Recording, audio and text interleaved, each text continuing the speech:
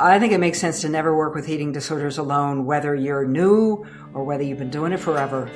Hello, welcome to the Seasoned RD, a podcast connecting newer professionals in the field of eating disorders to those of us who have been around for a while. I'm your host, Beth Harrell, a certified eating disorders registered dietitian and supervisor. And I'm Abby Brown, a registered dietitian who is newer to the field. I think of myself as a well-seasoned cast iron skillet with wisdom and experience, yet always ready for something new. And I think of myself as an Instapot with innovation and a fresh perspective.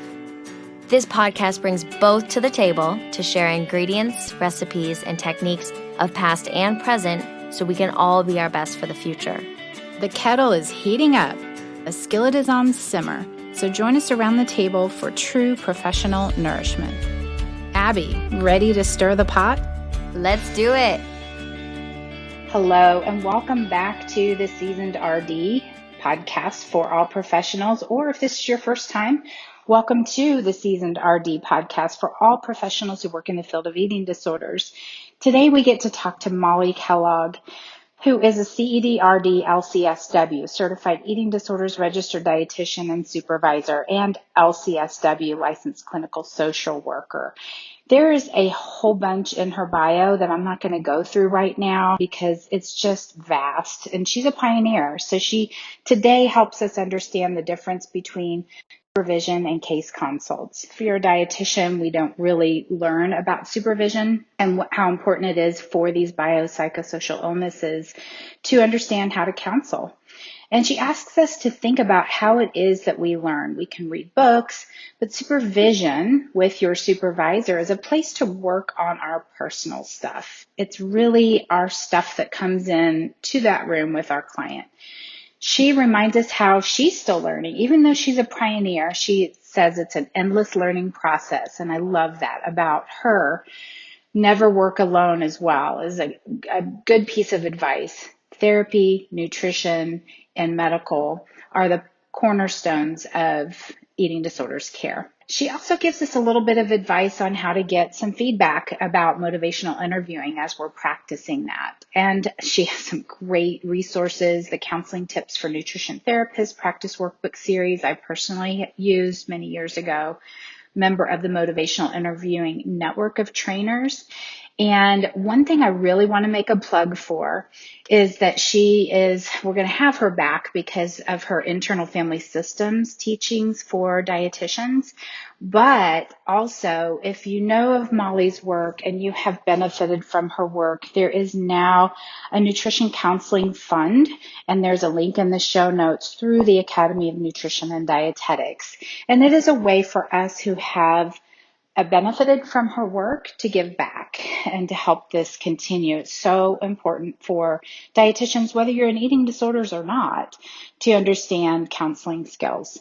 So here is our interview with Molly. Well, hello, Molly Kellogg. We're so glad you're here with us today. And I'm delighted to be here. So I need to set the stage a little bit for everybody listening, but for you as well, Molly, so you know this special part of my education you have had.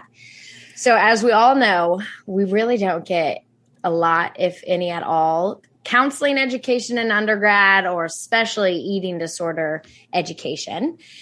But I think it was my junior year of my undergrad, and I had a counseling course with my amazing professor, Karen Fromm. She's great. And so we're getting into counseling, and she's telling us like this enormous project we have where we have to counsel a stranger. And so all of us are freaking out. We don't know how to counsel. And so then she pulls up Molly Kellogg's motivational interviewing videos. And so I swear it was like a light bulb in all of our heads as we're watching it. We're like, oh, okay. So this is how you do that. This is how you say this. This is how you get more information out of them. And so throughout that whole year, we're like, okay, well, Molly Kellogg said this, so maybe try that instead, and da-da-da-da-da. And so then when Beth and I are deciding who's going to be guests for this, and she says, oh yeah, I was thinking Molly Kellogg. I was just texting with her. And I'm like, you're texting Molly Kellogg? I was emailing, yeah. It was, my mind was blown. I guess it shows to go how cool Beth is too. But basically, yeah. But I'm so excited to have you. Thank you for being here. So I wanted to make sure you knew that you were a big part in counseling for me, and definitely part of the reason why I'm here today. Good. So yeah, thank you, Molly, for everything you do. And now I'll get into our icebreakers. So my first one for you, mountains or beach? That one's really easy for me, mountains, because my parents were introduced to each other because mutual friends knew that they were both really into mountain climbing. So it's a big family thing. The White Mountains in New Hampshire, the Rockies, Switzerland, you name it. Oh, wow. Switzerland even. That's so cool. Not very often, but. Yeah, but we've got the New Hampshire. That sounds beautiful. And I know that you're an outdoorsy person, so that makes a lot of sense when you said that. Mm-hmm. Okay, and then breakfast or dinner? I think that's a little ridiculous to have to choose. But I will say that I'm a very, very routine person when it comes to breakfast. I like to know what I'm having. So literally, probably 350 days out of the year, I gotta get up and have this wonderful whole grain bread that I get in my neighborhood, toasted with crunchy almond butter and jam, usually peach jam. And that's breakfast. Yeah, that So sounds I'm amazing. a routine kind of person. And that bread is something that you have to find and really hope that they keep making it forever. Oh, yeah. And I have to go to a special store to get it, and it's worth it. A good seeded bread is sometimes hard to come by. Yeah. Yeah. And then the last question is audiobook or paper book? Well, actually, it depends on what kind of reading it is. If it's, novels, biographies that I'm reading in bed before I go to sleep, I'm a Kindle person. Absolutely a Kindle person. And then, however, I'm not into audiobooks. But then the whole other category of professional reading, it has to be a paper book. I mean, I have dog-eared copies of Intuitive Eating and the Motivational Interviewing textbook and the Internal Family Systems textbook. And actually these days, the hardback books that I have been really underlining a lot are the ones on racism and anti-racism. Isabel Wilkerson, Ibram Kendi, Resmaa Menakem, Robin DiAngelo, those I have to have the absolute, the copy, because I underline and I go back. So sorry for the long answer on that one. Oh, I love it. I mean, even just knowing what you're reading is super interesting to me. Mm-hmm. Kind of, we all shift in our focuses over time in our evolution. So that's super, super helpful to know. Mm-hmm. All right. Well, I am going to take you back, and hopefully this question isn't too traumatizing, but you're a registered dietitian and a therapist, so you get to choose. But I'm thinking about your exam day, because there's board exams for both, right? Mm-hmm. Yeah. And you can choose which one, but do you have any memories of that exam day?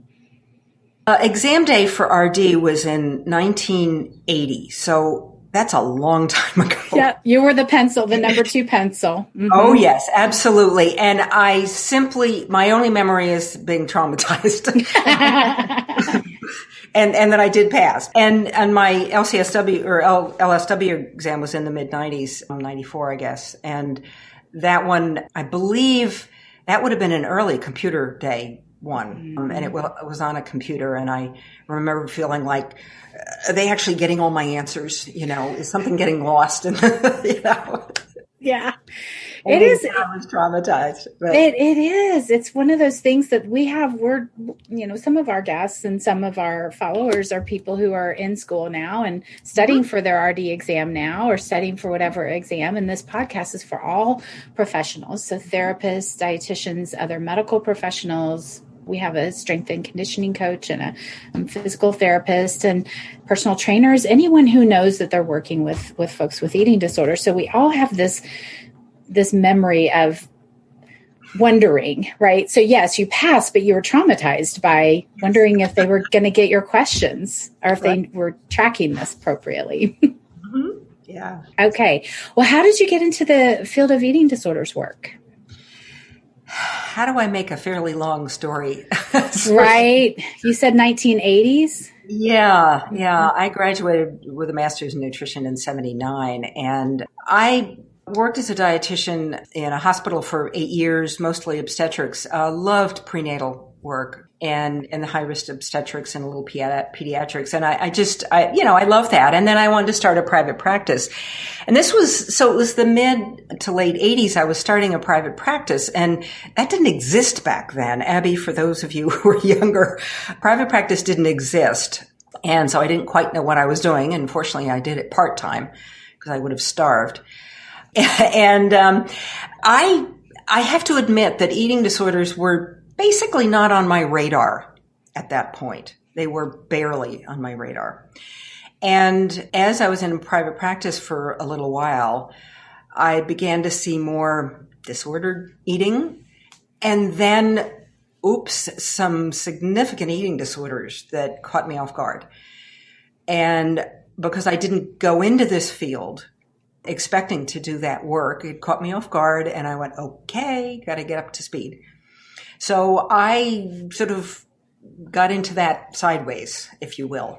I had to, and it became very interesting to me. And that's frankly what caused me to then go and get a degree in social work, because I was working more and more with eating disorders, because that's what begins to come your way. Mm-hmm. And I began to realize, I don't know what the heck I'm doing. I'm not doing this very well. So that's what got me into more of the counseling skills.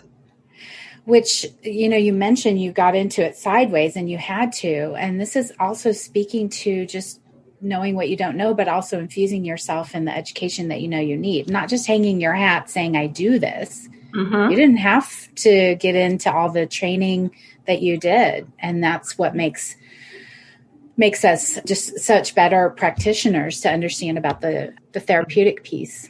Yeah. And I ended up just, teaching myself, reading things, because there really were not courses. There wasn't IADEP, certification. It wasn't any of that. So I did what I could. I happened to live very near to the Renfrew Center, which of course was the very first freestanding eating disorder treatment facility. And so I ended up learning a fair amount from them and from their annual conferences, which was very handy. I think that's where I first met you, was at a Renfrew conference. Yes. Yeah. And there was the dietitian breakfast. It was a networking breakfast. And I had just started working at an eating disorder center in a children's hospital. It was an outpatient center. And they wanted me to become certified in my area of specialty. And I just told them there is no certification in eating disorders. And I remember asking, I think it was you and Jessica Setnick were both leading that breakfast. And you said, Molly, I think the, International Association of Eating Disorders Professionals has something. And that's how I was introduced to certification as a whole. And so, there's that whole area of training now that is available for folks. There's whole tracks that you can go through, and that's great. And Abby and anybody who's newer coming along, I really applaud you to get some of that basic education as you move into the field. I did it backwards. I was practicing. I was seeing people with eating disorders and unfortunately learning by working with them. And yet, to a certain extent, you have to do that anyway. I mean, you have to start somewhere. Yeah. Right. And so you started seeing eating disorders a little bit more often. And then is that what then made you decide to become a therapist? Well, you put it that way, to become a therapist. That wasn't my first thought. My first thought was, I want to be a better counselor. I realized that there was a piece missing. I had the information, the science that all of us get taught at nutrition, and I had gotten up to speed as much as there was at that point in terms of the science of eating disorders. But the counseling skills part, I felt very inadequate.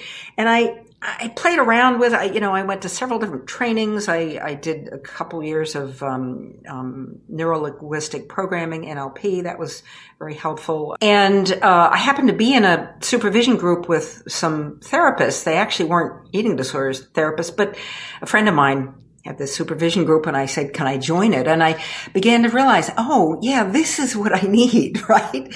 This is, if I had more of this, I would be better at this. And so I asked all my therapist friends what I should do.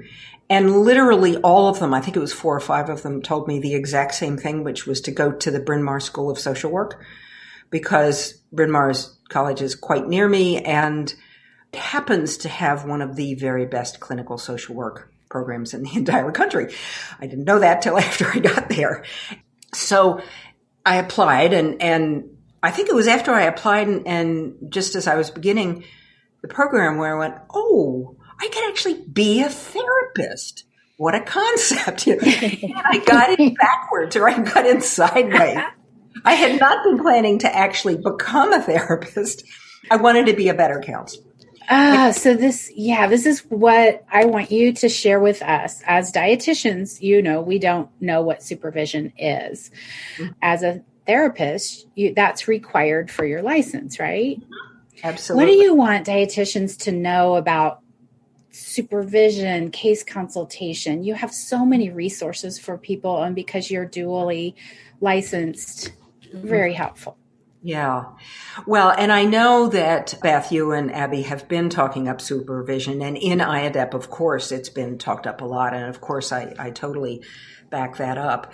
One of the points I always make to someone who's fairly new to supervision is that there are different types of supervision.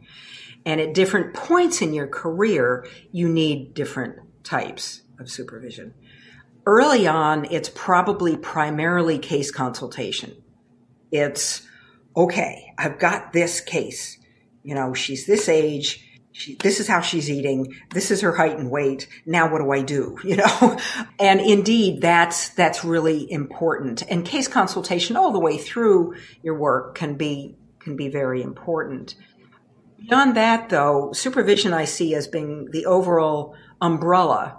Case consultation is one type of supervision.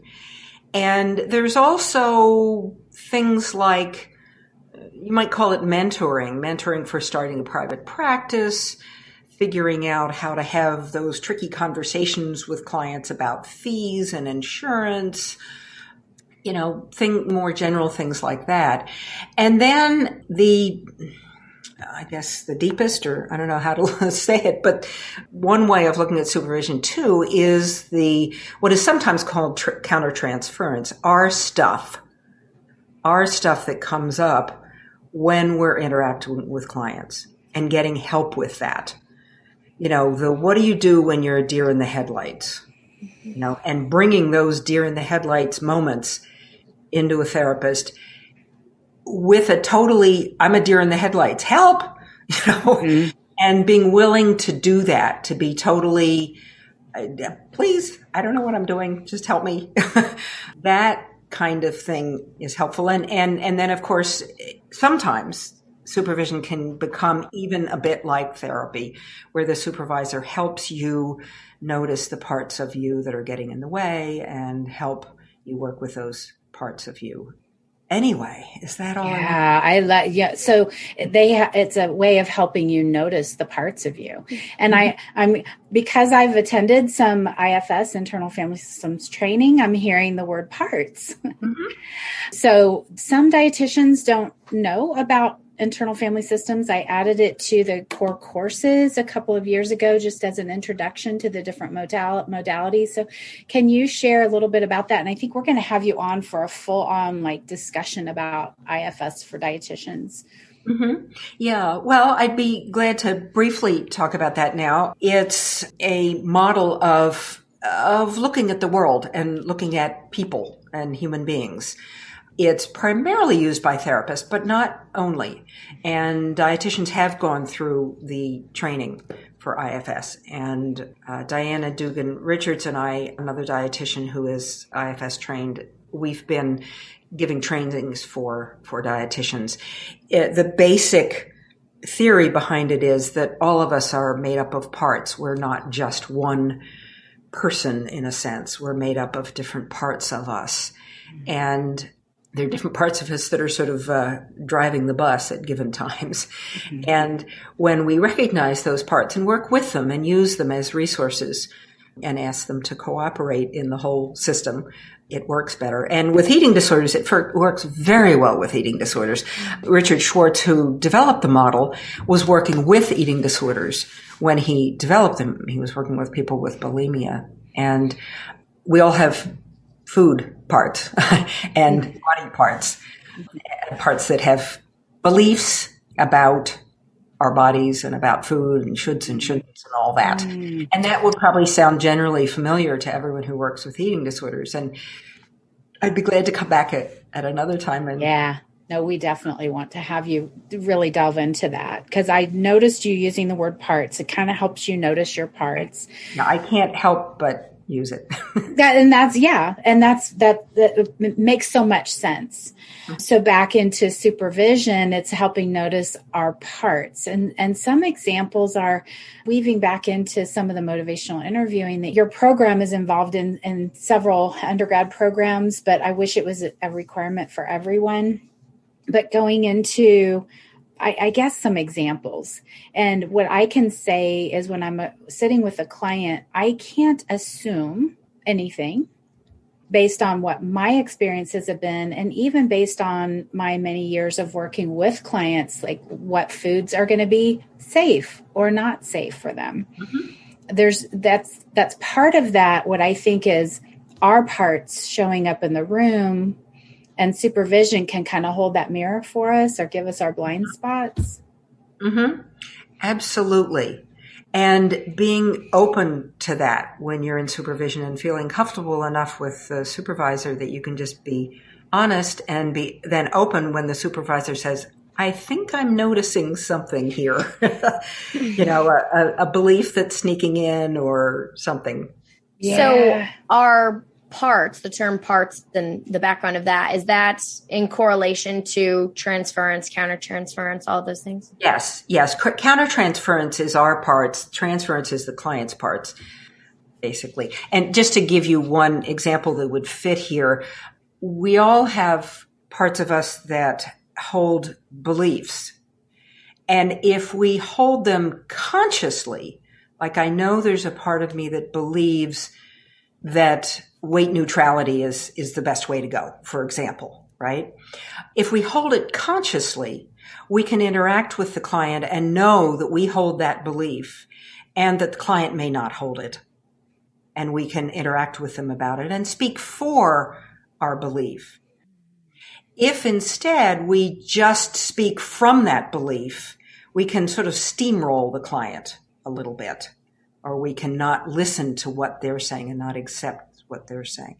Is that making any sense? Oh, it makes a huge amount of sense. I mean, and it kind of goes back to that part two of the different types of supervision, like the mentoring, private practice fees, how do you talk to your client? If we hold the belief of weight neutrality, weight inclusivity, health at every size, intuitive eating, but they come to us because they have been beat by the system, by the diet culture, by over time, and that the way that we talk with them, the way that we invite them in and hear their story versus this is what I do, this is what I do, this is what I do.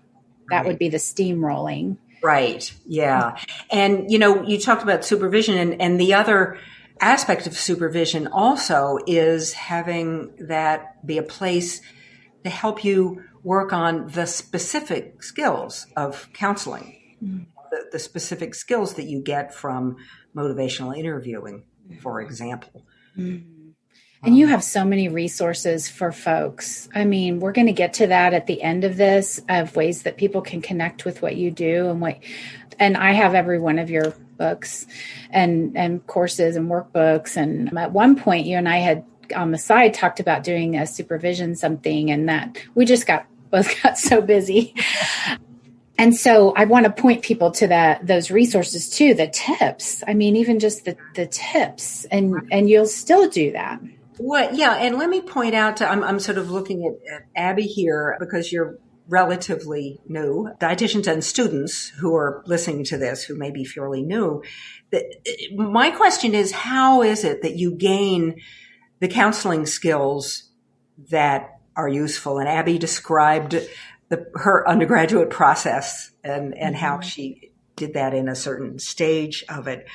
And I bet some of the people listening have been lucky enough to shadow someone like Beth, for example. Mm-hmm. And if you've been lucky enough to shadow someone who seems really skilled, it's easy to think, oh my God, how did they do that?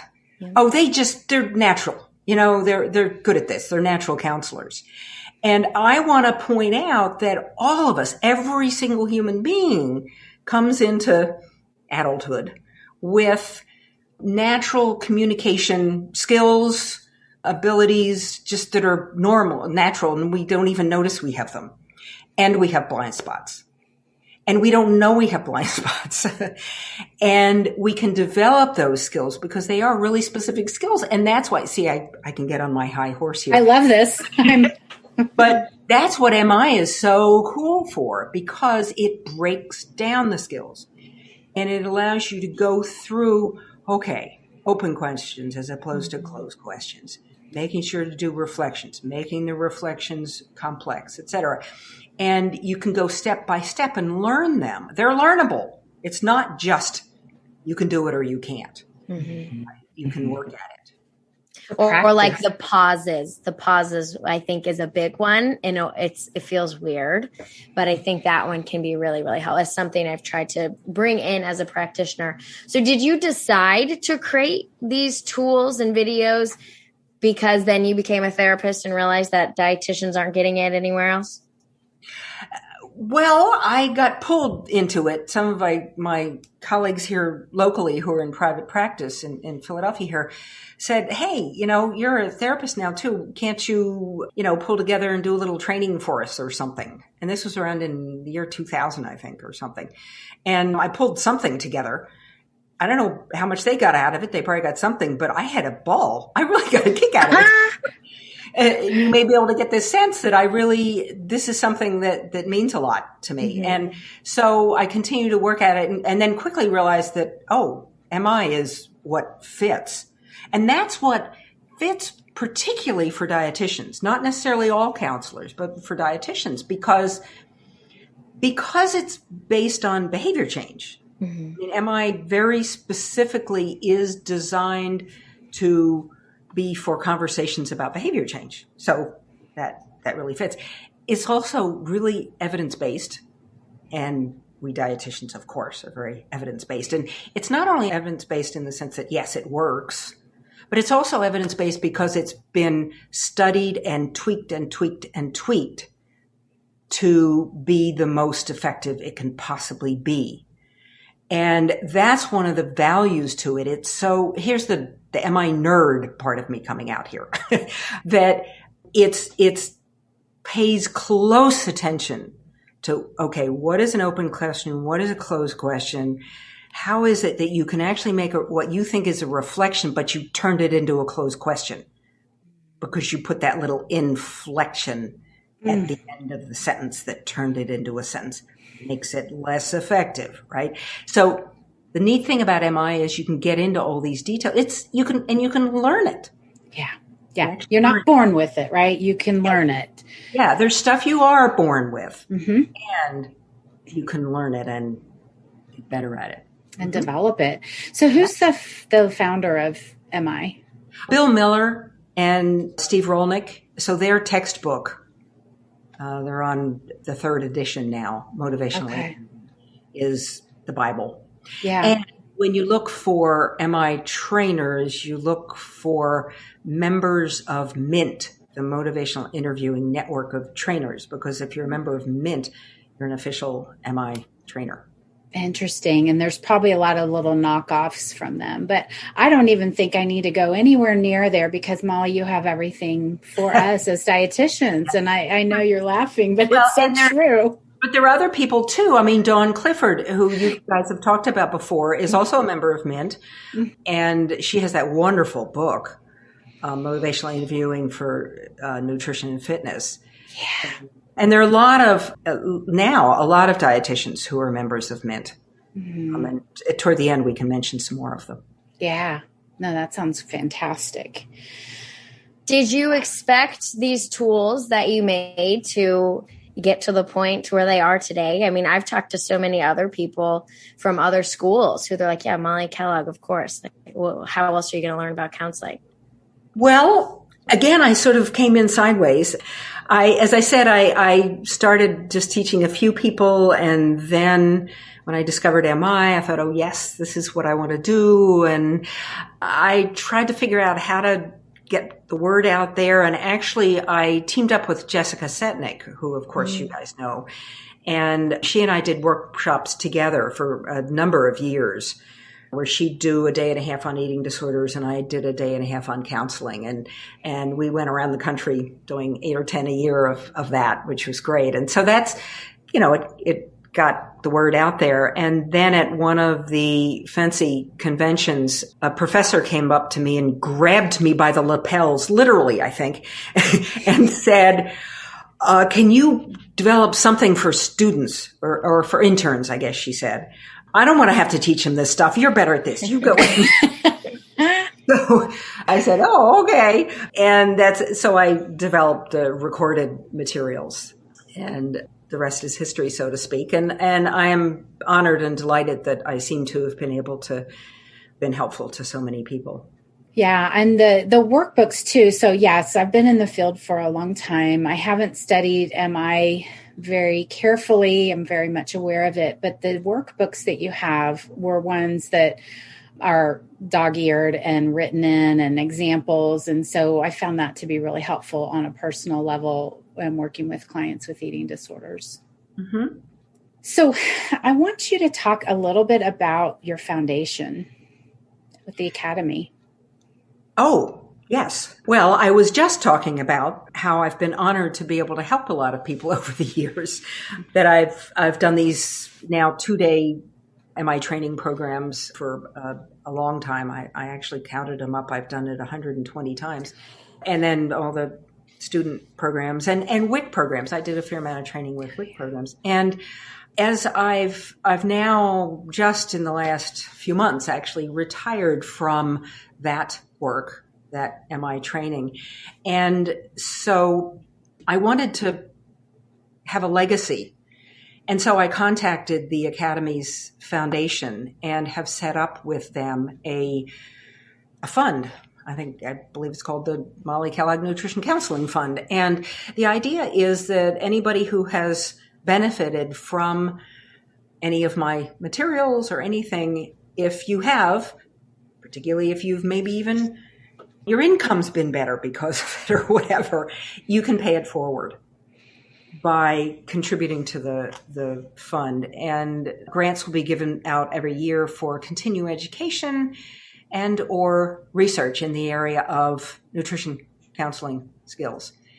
And I also added to the wording, because they let me do this, that preference will be given to grantees who come from underrepresented populations in dietetics and or those who use the health at every size, weight inclusive approach.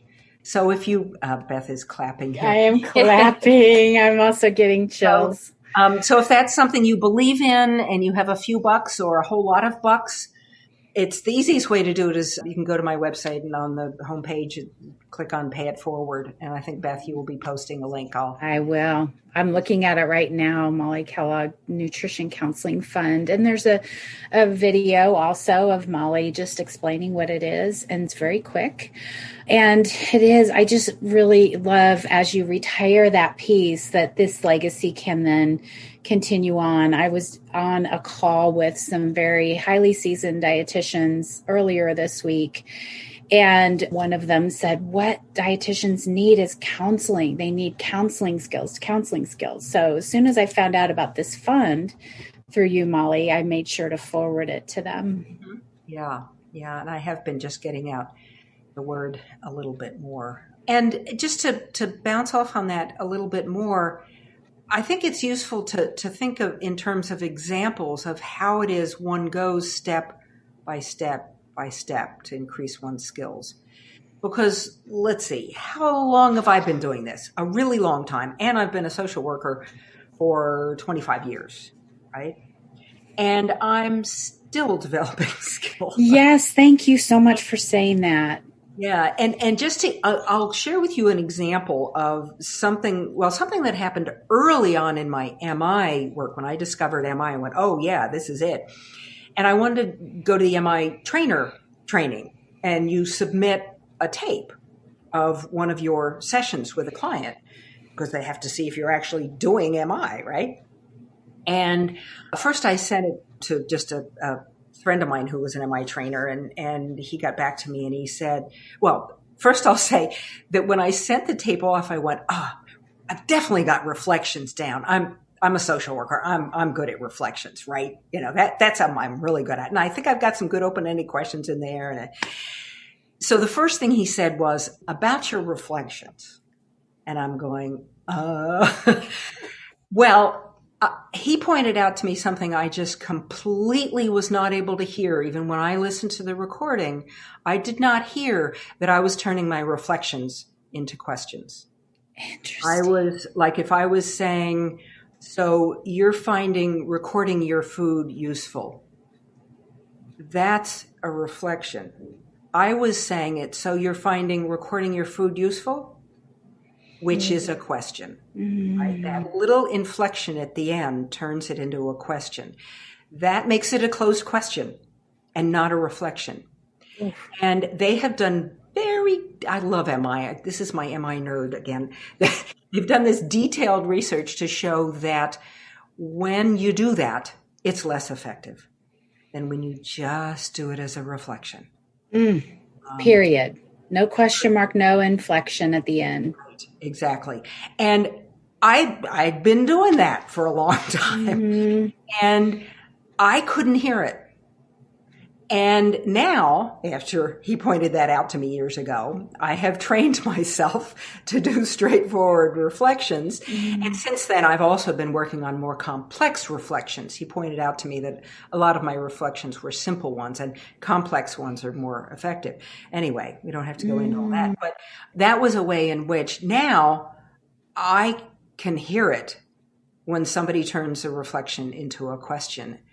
And I noticed that, but I didn't. I needed somebody else to tell it to me. Step by step. Right. And we have blind spots that we just have no clue about. And it doesn't mean you're bad or wrong. You can't hear it. Right. And that is something that I've been aware of from my psychologist friends, is that they were either sending in videos or sitting in a room with a one-way mirror, and they would have their supervisor on the other side giving them a call to a phone that was sitting between them and the patient. And then, they would be getting conversation, like guidance in the middle of a session. Like how hard is that on the spot? Yeah. And so it is step-by-step learning, and to, send something in and feel really good about it. And then to get that, it is a very vulnerable situation. And so just accepting that there's always something. And to use another example for me, the MI process of, or skill of summaries, skillful summaries interspersed in the session. And then also at the end, I've worked on them over and over and over again. And there'll be, a week where I go, okay, got to work. I keep forgetting to do summaries. I don't do them. So I remind myself to do them. And then a few months later, I go, oh, I think it's time to work on summaries again. You're feeling awkward or whatever. And so I've done it over and over again until now, I just do it more naturally. We have to go over and over this stuff. We do. And then it becomes kind of like, I talk about signing your name, like just because you sign it for years and years and years doesn't mean you're getting better at it. Like if you really want it to be legible, you're going to concentrate a little bit more so that people can read it if it's something like that. But even just little nuggets from different webinars that I go to, and it's like, oh, I attended that one 10 years ago, or that type of thing. And now I'm hearing these things as if they're almost brand new. So it's keeping ourselves infused in this all the time. Absolutely. And continuing to know that there's more to get better at. And burnout is is pretty high in our field. It can be. And I always feel like connecting with other people is such a big piece of that. And I know supervision can be part of that too. Absolutely. Yeah. I don't know if there's, even just hearing you describe some of the things that you focus on of the steps that you're developing and using those, that just helps connect. And you don't have to know everything or remember everything or do everything exactly right. Well, and absolutely. And when you say burnout, when I was still doing the MI trainings, very often I would get people on the follow-up conference call that we would have a month later after the training say, oh, I feel like I'm not working as hard. This is great. Because MI is so client-centered, so based on client autonomy that when we really use the skills, we're not working as hard. Even though we're working pretty hard to develop the skills initially, but then it becomes easier. Yeah. It's less hard. Yeah. And I think burnout is something so common for newer professionals to feel. I mean, I know I've been there. So even if you wanted to just talk on that for a second, what are your tips around burnout and how to maybe avoid it? Well, I think Beth pointed out one of them is don't do this alone. I think it makes sense to never work with eating disorders alone, whether you're new or whether you've been doing it forever. Absolutely. Have people you can touch base with, bring things up with, even if it's having someone that you can call between supervision sessions, if you need to, and be willing to talk about all the struggles that you have. I still do supervision consultation. I receive it on a regular basis for areas that I know that I don't know enough about. And I just started a beta trial for a very small group of supervisors. It's supervisors supervision, but it includes a therapist. And so that the therapist can, typically using the emotion-focused self-care of Adele LaFrance. But she has a program for supervisors and how to do self-care and supervision. And so I think that that's a big place where we can experience burnout, because some people think you're supposed to know everything. And again, every single client that comes in front of us and every single interaction is brand new. Right.